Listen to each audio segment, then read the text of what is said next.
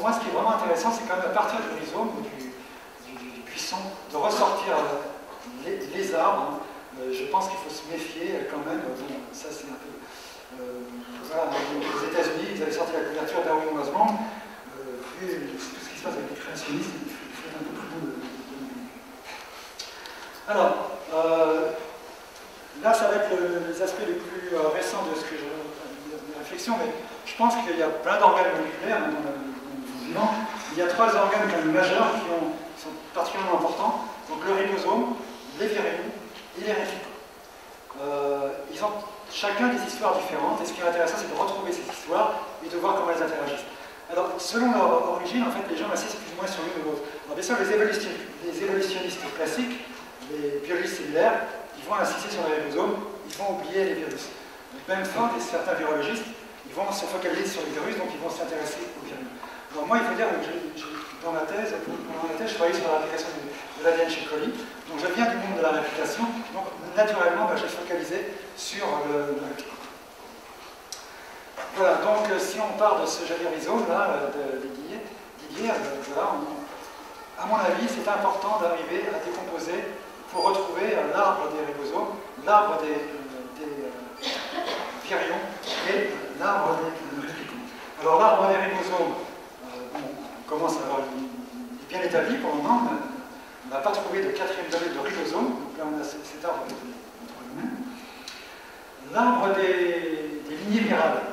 Alors c'est plus compliqué parce que là ça demande vraiment d'avoir la structure des capsides de tous les virus qu'on connaît, d'une part, et d'autre part, ça demanderait de connaître beaucoup plus de virus qu'on en connaît aujourd'hui, puisque en fait notre connaissance du monde viral est très limitée aux virus qui infectent l'homme, les animaux domestiques, les animaux d'intérêt industriel, les plantes d'intérêt économique, et puis quelques bactéries modèles ou quelques bactéries d'intérêt économique. Et là, voilà, c'est une première ébauche, en fait, un arbre, au moins des virus ADN double chaîne, avec un certain nombre de protéines de capsides qui permettent d'identifier quelques lignes. Et puis, il y a l'arbre des réplicants. Alors là, j'ai pris comme modèle l'arbre publié par le groupe de Didier récemment donc, sur les NCLDV, qui est basé sur celui qui est basé sur l'ARN polymérase, je ne me suis pas trompé, peut-être, sur le facteur de transcription, je ne sais plus. Pour moi, disons, ce que je connais des virus ayant des gros génomes ADN double brin, donc les NCLDV, mais aussi l'herpès, les virus comme T4, c'est que ces virus-là, en général, souvent codent pour leur protéine de réplication et aussi pour leur propre ARN polymérase, ça vous montre. Donc pour moi, pour le moment, c'est un arbre de réplicants. Je le considérais un peu comme un arbre de réplicants. En tout cas, pour moi, les ARN polymérases et NCLDV font partie du réplicant, du système d'information viral. Peut-être que le terme de réplicant est... Alors du coup, est-ce qu'on doit considérer les NCLDV comme un 4e domaine? Je n'hésite pas à poser cette question. Alors, je dois dire que, en fait, cette idée d'un 4e domaine, je l'avais eue il y a très longtemps, lorsque j'avais découvert la topoisomérase 2 du bactériophage T4. Je me suis intéressé pendant ma thèse topoisomérase à la gyrase de coli, j'étais fasciné par ces enzymes qui sont absolument extraordinaires. À l'époque, on connaissait la gyrase de coli et on connaissait la topoisomérase 2 des eucaryotes. Et des Américains ont publié une topoisomérase du bactériophage T4 qui n'avait rien à voir, qui n'avait pas d'activité gyrase, qui ne ressemblait pas du tout à celle des bactéries, qui ne ressemblait pas du tout à celle des eucaryotes, plutôt à celle des eucaryotes que celle des bactéries. C'est ça qui m'a, pour la première fois, fait penser que les virus, ce n'étaient pas simplement des fragments de génome bactérien qui s'étaient échappés, parce que dans ce cas-là, la topoisomérase de T4, elle aurait dû ressembler à la gyrase de coli. Alors en fait, elle ne ressemblait pas du tout à la gyrase de coli, elle ressemblait plutôt à celle des eucaryotes. Bon, à l'époque, on n'avait pas les séquences, donc on ne pouvait pas faire d'arbres. Aujourd'hui, on a les séquences, on peut faire les arbres. Mais c'est très joli, il y a toutes les bactéries ici, tous les eucaryotes ici. Alors, bon, il n'y a pas toutes les séquences, mais maintenant, la gyrase est présente sur toutes les bactéries. Donc là, on pourrait avoir 1000 gyrases, elles seraient toutes dans ce groupe-là. Là, on aurait tous les génomes eucaryotes, tous dans ce groupe-là. Là, vous avez les NCLDV. Là, c'est très joli, on voit bien que les topoisomérase des eucaryotes sortent des NCLDV, vraiment l'origine virale de ces enzymes. Et entre les deux, vous avez toutes les topo 2 de T4 et des virus apparentés. Alors, j'avais découvert cette histoire-là au même moment que les 3 domaines de Carlowooz, en 83-84. J'ai dit, voilà, T4, c'est un 4e domaine, c'est autre chose. Et les bactérovirus. Alors, ça, c'est quelque chose que j'ai découvert récemment, parce que je connaissais l'existence des baculovirus, mais je n'y étais jamais trop intéressé. Et puis j'ai appris par hasard récemment que les baculovirus codaient pour leur propre ARN polymérase. Dès que j'ai su ça, j'ai récupéré la séquence d'une ARN polymérase de baculovirus pour faire un blast.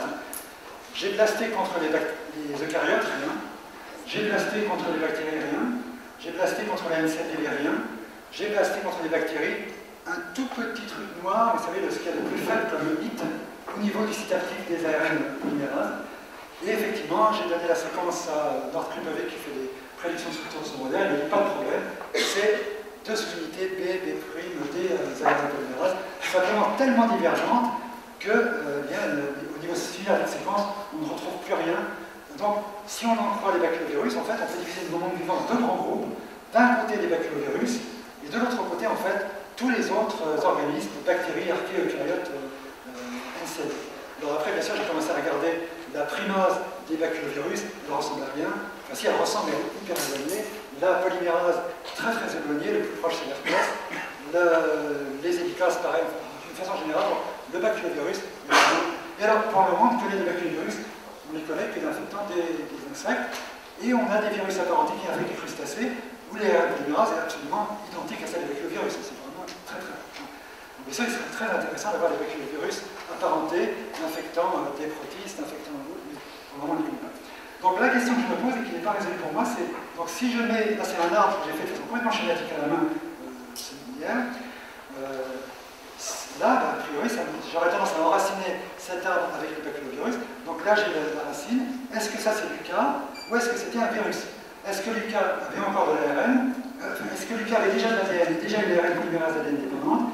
Ou est-ce que Lucas avait encore de l'ARN? Et ensuite, on a eu, entré dans les trois domaines indépendamment de différentes ARN polymérases virales. C'est pour moi une question qui n'est pas spéciale. Donc, est-ce que les NCLDV, si c'est un quatrième domaine, il faudrait dire que là on a un cinquième, un sixième, un septième et peut-être plus. Donc, personnellement, je préfère garder le terme de domaine pour les ribocèles, puisqu'actuellement on ne sait pas si les NCLDV dérivent de ribocèles, peut-être.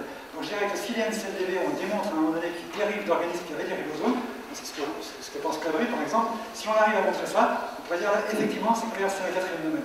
Mais en attendant, je préfère garder le terme de domaine pour les organismes avec un ribosome et de parler de réplicants. Alors, le problème, c'est que le domaine, tout le monde comprend, réplicants, ça demande un peu plus d'explication.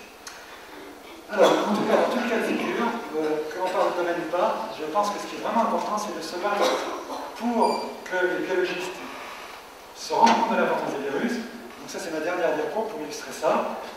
La différence entre l'homme et le chimpanzé.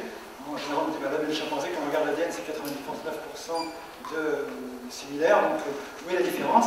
C'est très clair, la différence entre l'homme et le chimpanzé, c'est les rétrovirus qui l'ont infecté d'un côté de la ligne humaine, de l'autre côté de la ligne chimpanzé. Ils n'ont pas inactivé les mêmes gènes, ils n'ont pas activé les mêmes gènes, ils n'ont pas créé les mêmes gènes, puisqu'on sait maintenant que l'intégration des rétrovirus, en modifiant le dépistage alternatif, de créer de nouvelles protéines. Un auteur israélien a montré une protéine exprimée dans le cerveau humain qui est complètement nouvelle, qui est apparue justement dans la ligne humaine suite à l'intégration d'un rétrovirus. Donc, vraiment, c'est en creusant, en s'intéressant aux interactions virus-cellules qu'on arrivera à résoudre les problèmes fondamentaux en biologie. Voilà, je vous remercie. Donc là, c'est les chercheurs du labo Pasteur, Orsay, Pasteur en rouge, Orsay en bleu, qui ont travaillé dans les domaines dont j'ai parlé sur les virus. Je remercie Dennis Benford et Marc Kripovic, qui est maintenant dans notre labo, pour le travail qu'ils ont fait sur les virus, Didier Raoult et son équipe, le mini-virus et tous ses amis et ses ennemis.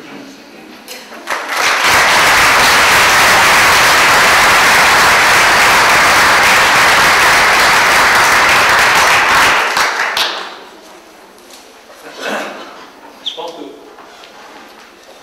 les éléments à partir desquels on réfléchit, c'est ceux des expériences antérieures. Moi, il y a une des raisons pour lesquelles je ne vois pas la définition des virus, comment de leur vie intracellulaire, c'est parce que nous, on a commencé par être des spécialistes des bactéries intracellulaires. Donc les bactéries intracellulaires, personne n'a remis en cause le fait qu'elles étaient les bactéries, même quand elles se multipliaient pas, même quand elles étaient en dehors des cellules. C'est pour ça que l'approche qu'on a, ça m'est un peu difficile de dire que pour moi une rickettsie, c'est une cellule infectée par des rickettsie. Ou une cellule infectée par des chlamydia. Mais la situation est très différente, parce que là, la Rickettsia chlamydia garde l'intégrité de cellules à l'intérieur de la cellule parasitée. C'est pas, non, c'est pas vrai non plus, parce qu'il y a un certain nombre de bactéries, dont les chlamydia par exemple, dont la forme disparaît entièrement pour se constituer une globula, qui est ensuite une zone fertile qui ressemble beaucoup d'ailleurs aux usines à virus, à partir desquelles émergent des bactéries. Là, il y a une bactérie sur laquelle on travaille avec Bernard Lascola, sur lequel il y a un autre modèle qui sont. C'est les vericomicrobia qui se multiplient comme ça. Les vericomicrobia se multiplient comme ça aussi, c'est-à-dire que se crée une espèce de morula, et d'un coup, c'est assez spectaculaire. D'un coup, tous les bébés naissent à la fois, ils ont tous la même taille. C'est pas du tout une division, une formation de dichotomie.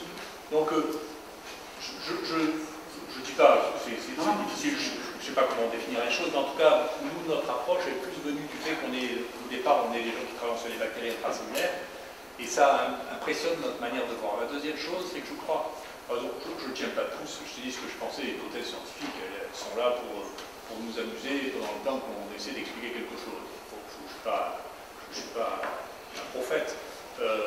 Et donc, ce qui m'a beaucoup frappé dans le quatrième domaine, dont tu as vu que j'ai eu une période de submersion pour le quatrième domaine. Je me suis beaucoup battu pour ce quatrième domaine, j'ai vraiment imposé que ça y est, on se prenne le quatrième domaine, et puis j'en ai plus parlé parce que il ne me paraissait pas y avoir des arguments nouveaux. Les arguments nouveaux, là, vraiment, je trouve que, et qui sont extrêmement solides de mon point de vue, c'est le répertoire génomique associé avec les NCLDD. Il y a, en dehors de l'histoire phylogénétique qui est toujours un peu compliquée, complexe, qui peut être de sources multiples, le fait qu'ils aient gardé un répertoire qui est autonome et qui est franchement distinct à la fois des archées, des bactéries et des eucaryotes, et qui explique une forme de vie, parce que ça ne va pas s'appeler autrement, c'est déraisonnable de penser que plus de 70% de l'information génétique à la surface de la Terre soit pas vivante. Enfin, c'est un peu de fou. Mais en tout cas, non seulement c'est de l'information génétique, mais c'est un mode de vie, et un mode de vie qui apparaît aussi ancien que les autres modes de vie. Il y a vraiment un art de vivre qui est traduit par le répertoire génomique, qui me paraît être quelque chose qui est spécifique à ce domaine-là, qu'on ne voit pas chez les autres, et bien entendu, si on essaie de généraliser ça à tous les autres virus, les choses deviennent complexes, parce que je suis d'accord qu'il y a probablement encore d'autres domaines intéressants. Alors, sur le premier point, je pense effectivement que c'est un point très intéressant. Moi, je connais mal les mécanismes de chlamydia et autres, c'est un truc qui m'a toujours fasciné de loin, les mécanismes très... Il faut demander à la directrice de la chimie, Pasteur, vous connaissez ça très bien. Oui, je pense que c'est quelque chose qu'il faudrait creuser, parce qu'effectivement, par rapport à cette histoire de virocell et surtout de ribovirocell, parce que là, toujours, pour présenter un concept, on va vers la figure extrême. Donc le cas de T4 est extrême, parce qu'il dégrade complètement le génome de la bactérie. Donc on peut dire, vous voyez, là, il n'y a plus de génome bactérien, donc c'est plus une bactérie. Maintenant, en fait, dans plein de situations, il y a quelque chose où on a effectivement une cellule bactérienne ou archéote avec des génomes viraux intégrés ou des génomes viraux qui restent de façon persistante en s'exprimant partiellement, etc., Donc on a des situations plus complexes.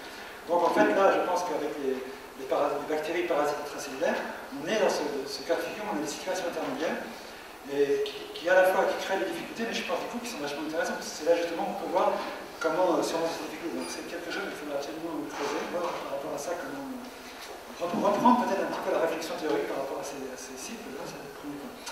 Le deuxième point, je pense que le problème, c'est si on parle du quatrième domaine, je vois bien les réactions autour de moi, les gens ne réfléchissent plus au problème, ils disent mais c'est ridicule, voilà, c'est pas des bactéries, c'est pas des archées, c'est pas le domaine, et ils vont pas plus loin, quand ils réfléchissent. Ils se bloquent un petit peu sur cet aspect.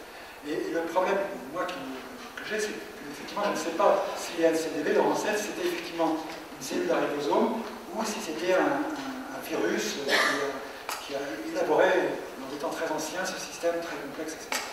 Donc, en disant c'est un domaine, moi j'ai l'impression de donner déjà une réponse à une question que je ne sais pas exactement. Alors, maintenant,